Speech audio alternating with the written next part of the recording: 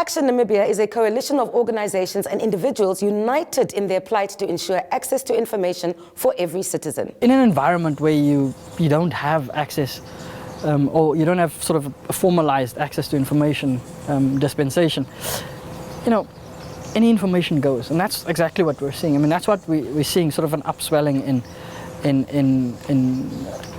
disinformation and misinformation and all sorts of propagandistic information being put out there.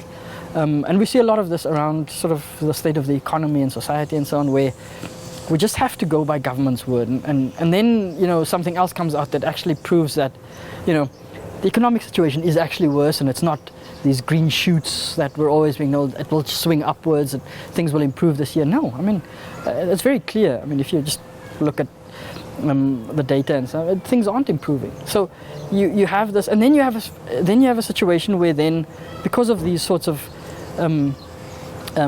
informational, where information is abused or sort of biased information, that people lose trust.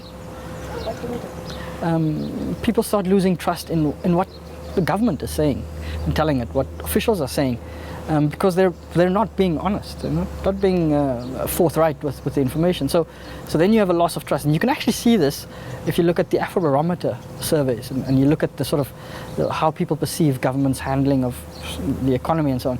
You see this decline in trust of government's ability to handle. So people aren't believing the narratives they're being told. And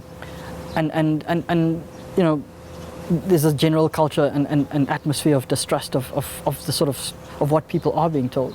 So because people aren't getting credible information, and that's exactly what sort of an access to information dispensation is supposed to allow or enable, is that your state level authorities have to make information available so that people can make decisions based on actual credible information. And if you look at what the importance of access to information is in terms of what people are aware of, in terms of what they can expect in terms of service delivery.